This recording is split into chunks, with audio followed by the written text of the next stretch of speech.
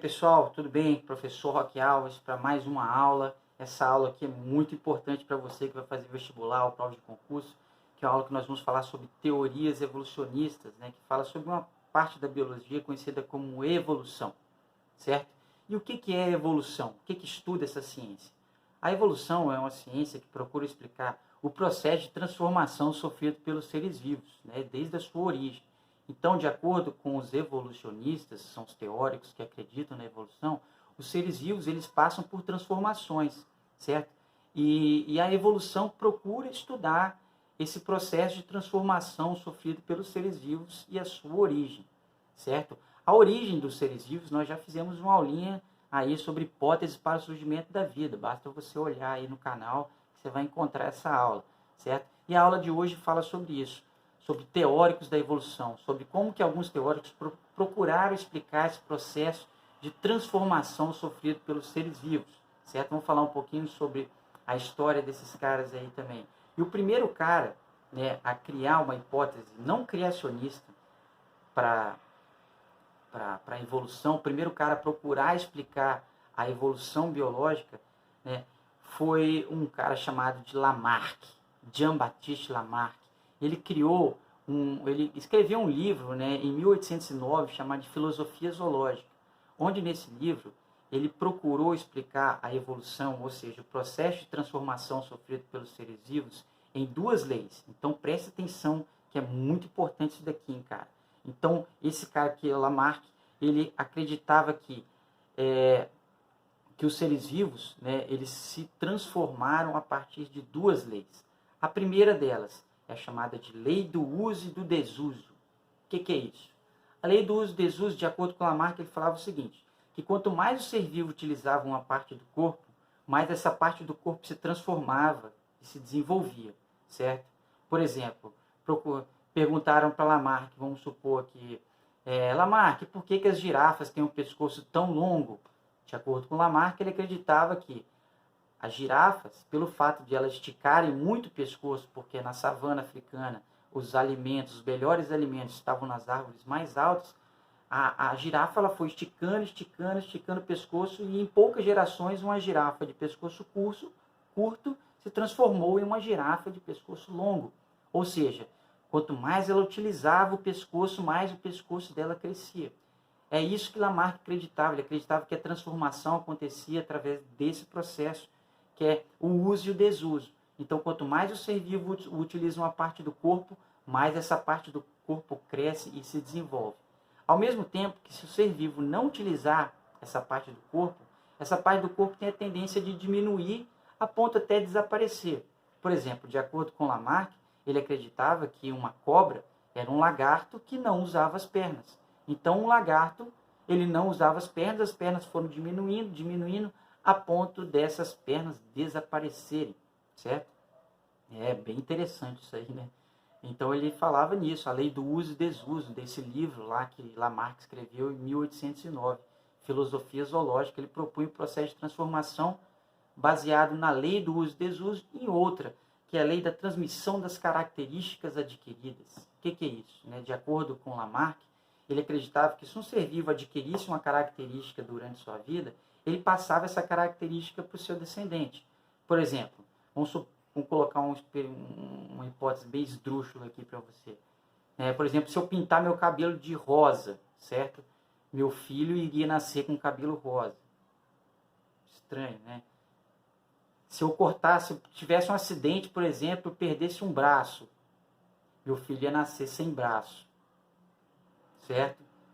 Se eu fizesse academia e ficasse bem forte, meu filho ia nascer com a musculatura avantajada, vamos colocar dessa forma. Então ele acreditava nisso, que quando um ser vivo adquiria uma característica durante sua vida, ele passava essa característica para o seu descendente, certo? Então o livro de Lamarck ele era baseado nessas duas leis, a lei do uso e desuso e a lei da transmissão das características adquiridas. Certo? Foi assim que Lamarck procurou explicar o processo de transformação sofrido pelos seres vivos. Certo? E essa teoria de Lamarck perdurou durante algum tempo, até que um cientista chamado Weismann fez um experimento muito simples, onde ele mostrou e provou que a lei do uso e desuso e da transmissão das características adquiridas não é verdadeira. Ele fez um experimento com ratos, onde ele pegou, por exemplo, um casal de ratos e colocou em um cercado, certo? Só que antes de colocar esses ratos ali no cercado, o que ele fez? Ele cortou o rabo dos dois ratos. Olha que cara mal, né? Aí ele pegou e fez esses ratos cruzarem entre si. Aí assim que os filhotinhos nasceram, o que ele fez? A primeira coisa que ele fez foi cortar o rabo dos filhotinhos todos, certo? Aí ele foi, os filhotinhos sem rabo cruzaram entre si e deram origem a um monte de filhotes de rato. Ele fazia isso. De acordo com os historiadores, ele fez isso durante 100 gerações. Ele passou 100 gerações cortando o rabo dos ratos, né? E o que aconteceu depois de 100 gerações que os ratos ali não usavam o rabo? Nada. Ou seja, depois de 100 gerações que os ratos não estavam usando o rabo, os ratinhos nasciam normalmente com o rabo. Normal, certo? Então, essa teoria da lei, essa lei do uso, desuso, transmissão das características adquiridas de Lamarck não fazia sentido nenhum e ele provou isso através dos experimentos com ratos, certo? Bem, mas uma coisa você tem que entender. Lamarck ele falou uma coisa muito importante, certo? É por isso que a gente estuda Lamarck até hoje. O que foi essa coisa? Lamarck ele falou que as modificações que os seres vivos sofriam era por causa do ambiente. O ambiente que fazia com que os seres vivos se modificavam, certo?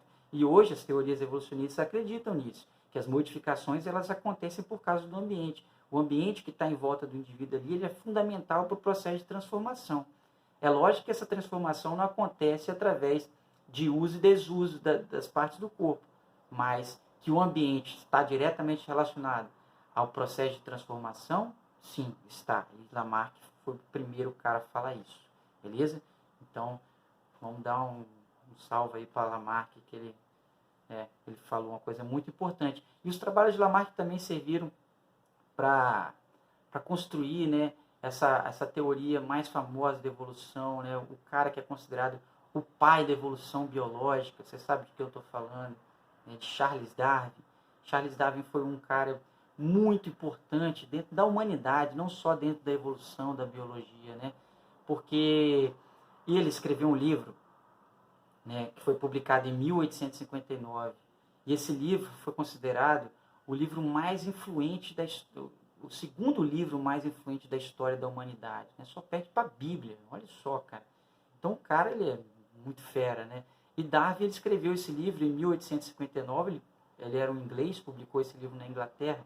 Ele publicou esse livro depois de fazer uma viagem, ficou muito famosa também, a bordo do navio Beagle, onde ele deu uma volta ao mundo, né, parando em vários locais do planeta.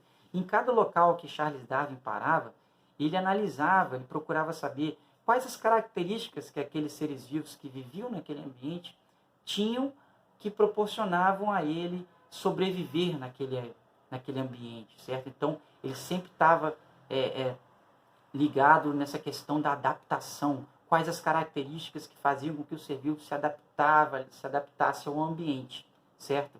Então, depois que ele fez essa viagem, né, durante longos anos, ele chegou na Inglaterra e publicou o livro A Origem das Espécies, esse livro muito famoso. E A Origem das Espécies ele procura explicar a transformação dos seres vivos baseado na lei da seleção natural, certo? E o que é a seleção natural? Preste atenção. De acordo com Darwin, né, vários seres vivos nasciam da reprodução, certo? E esses seres vivos, por acaso, nasciam com pequenas diferenças entre eles. Pequenas características, as características se diferenciavam entre os seres vivos. Então, algumas características que esses seres vivos tinham eram consideradas boas. Aqueles seres vivos que apresentavam as melhores características, eles tinham mais chance de sobreviver, se reproduzir e passar essas mesmas características boas para os seus descendentes, certo? Ao ponto que aqueles seres vivos que nasciam com características que não eram muito boas, características consideradas desfavoráveis, eles dificilmente chegavam à vida adulta, dificilmente se reproduziam e dificilmente passavam essas características ruins para os seus descendentes. Ou seja, de acordo com Darwin, a natureza ela era a responsável por selecionar os seres vivos que sobreviviam ou não, certo? Charles Darwin ficou famoso pela chamada de o mais forte sobrevive, né? A lei da selva, ficou muito conhecida por isso aí, certo? E é o seguinte, então, Charles Darwin ele escreveu esse livro, A Origem das Espécies, onde ele procurava explicar o processo de transformação de seres vivos de acordo com a seleção natural. A natureza seleciona, os mais adaptados sobrevivem, certo? E passavam suas características para os seus descendentes, certo? É o seguinte, por exemplo, enquanto Lamarck, que a gente acabou de falar, ele acreditava, por exemplo, que as girafas, né, esticavam tanto o pescoço, que esse pescoço chegava a crescer e se desenvolver em poucas gerações, Lamarck, o Darwin, quer dizer, ele explicava o crescimento do pescoço das girafas de outra forma. Ele falava o seguinte, existiam vários tipos de girafas, algumas que tinham pescoço curto, outros com pescoço médio, outros com pescoço longo, vários tamanhos de pescoço. Só que aquela girafa que tinha um pescoço longo, ela tinha mais chance de sobreviver, porque o melhor alimento estava nas árvores mais altas. Então essa girafa de pescoço longo sobrevivia e passava essa característica para o seu descendente. Enquanto aquela girafa de pescoço curto, ela não sobrevivia, porque não conseguia se alimentar, não conseguia se reproduzir. E essa característica pescoço curto não era passada adiante, enquanto a característica pescoço longo era passada para os descendentes, certo? Então, essa é a diferença entre o lamarquismo, a teoria de Lamarck, e o darwinismo, que é a teoria de Darwin, né? Então, Darwin, ele acreditava, né, que não acontecia esse processo de transformação. Lamarck, ele acreditava que os seres vivos, eles se transformavam de não adaptados para adaptados. Já Darwin, ele falava o seguinte, os seres vivos, eles já nascem adaptados ou não. Aquele indivíduo que apresenta característica boa, sobrevive e passa lá para frente. Aquele ser vivo que não apresenta características favoráveis, esse ser vivo provavelmente não vai se reproduzir e essa característica ruim não vai ser passada para frente, certo? E ele acreditava assim que as características apareciam ao acaso, né? Então, Darwin, né, fez um experimento muito famoso com os tentilhões nas Ilhas de Galápagos, né, que eu vou explicar um pouquinho para você, onde você pode ver aí na imagem, que ele percebeu que nas Ilhas de Galápagos, que é um arquipélago, você tinha uma mesma espécie de pássaro chamado tentilhão, que é esse passarinho que você está vendo a foto dele aí. E ele percebeu que nas Ilhas de Galápagos ali, os pássaros da mesma espécie apresentavam características diferentes. Os bicos eram diferenciados. Foi então que ele procurou saber por que animais da mesma espécie possuíam bicos de tamanho diferente. Quando ele foi ver, ele percebeu que em cada ilha daquela, né, existiam tipos de alimentos diferentes. Então, na ilha número 1, né, você tinha um animal que se alimentava de frutos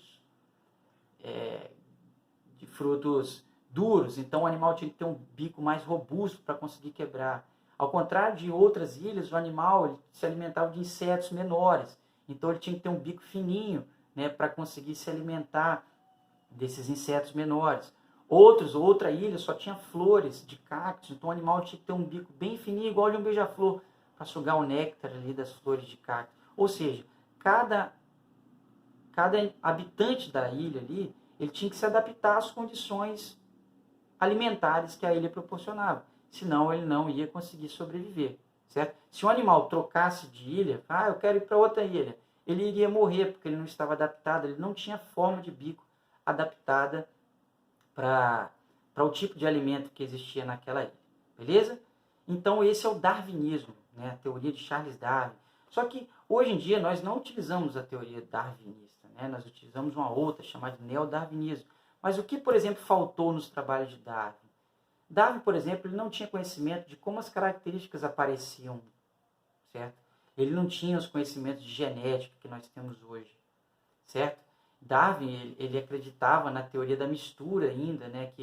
Que os filhos eram a mistura do pai com a mãe. Então, várias coisas Charles Darwin não sabia explicar, porque ele não sabia, por exemplo, como as características apareciam, como que aqueles seres vivos apresentavam diferentes características, o que fazia com que essas características diferentes aparecessem, né?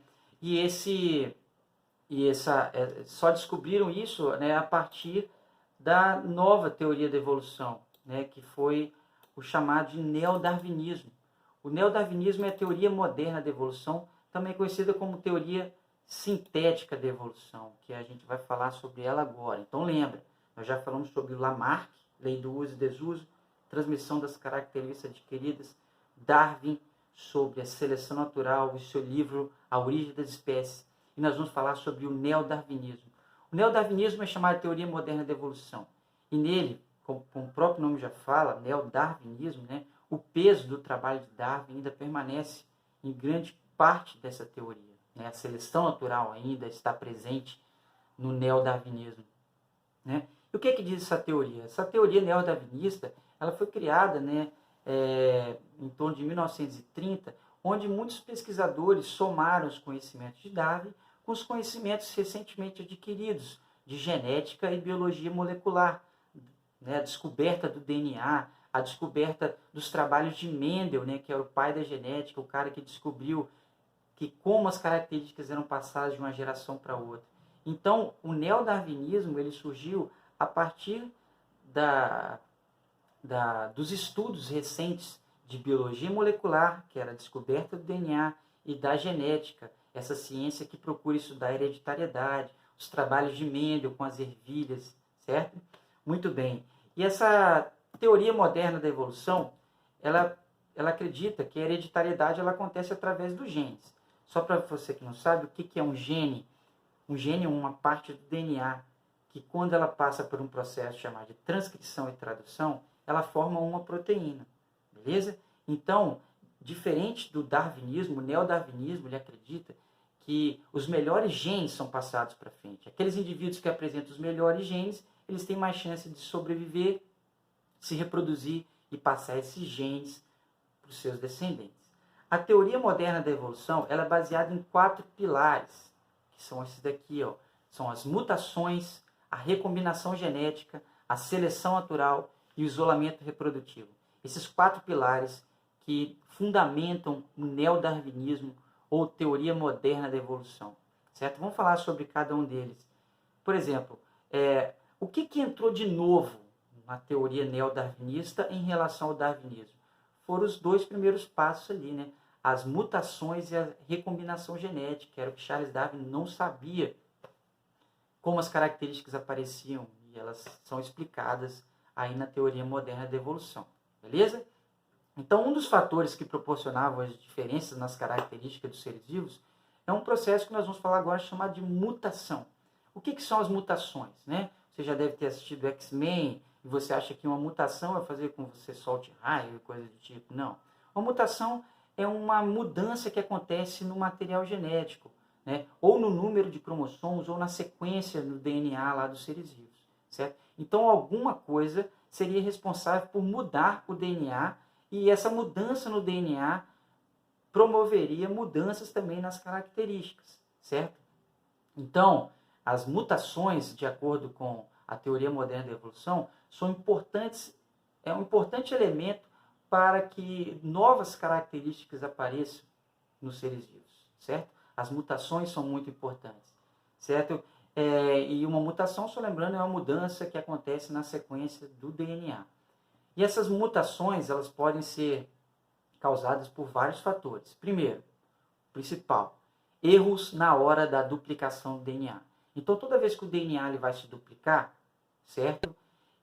Existe a chance de acontecer erros, ou seja, existe a chance de combinações genéticas diferentes aparecerem. Normalmente a célula corrige isso daí, mas às vezes não corrige, certo? Formando células com DNA diferente. Então os erros na hora da duplicação do DNA são fatores mutagênicos muito importantes que podem acontecer. Outros elementos que podem causar mutações também são as radiações. Né? Por exemplo, radiação ultravioleta. Todo mundo sabe que a radiação ultravioleta causa câncer de pele, certo? E, de acordo com alguns cientistas, os cânceres eles são frutos de mutações, certo? Que acontece. Então, as mutações não necessariamente são boas, como você vê nos filmes, né? Na maioria das vezes, elas podem ser prejudiciais, certo?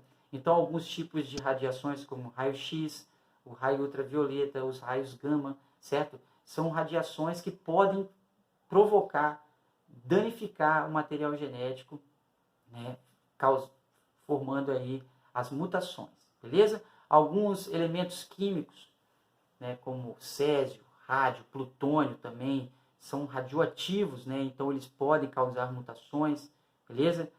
Você já deve ter visto nos Simpsons, por exemplo, né, a usina do Sr. Burns lá, ela jogando poluentes dentro do rio e aparece aquele peixe de 3 olhos, né, que fica nadando, aquelas mutações bizarras que acontecem no desenho, certo? Mas alguns tipos de elementos químicos são mesmo mutagênicos, são perigosos, beleza? Capazes de causar mutações, certo? E outro tipo de agente mutagênico, né, além dos erros da duplicação do DNA, das radiações, de alguns elementos químicos, nós temos também os vírus como responsáveis por causar mutações. Então o vírus, como ele é um parasita intracelular, quando ele entra dentro de uma célula do hospedeiro, ele consegue mudar o próprio DNA dele e modificar a célula que ele parasitou. E futuramente parasitar outras células e mudar o DNA dessas células. Então os vírus também eles são considerados agentes mutagênicos, agentes responsáveis por causar mutações. Beleza? Então as mutações elas são fatores que promovem o aparecimento de novas características de acordo com a teoria neodarwinista. Além das mutações, outro fator que é muito importante para proporcionar o aparecimento de novas características, certo? São as recombinações genéticas, né? Então, o que é recombinação genética?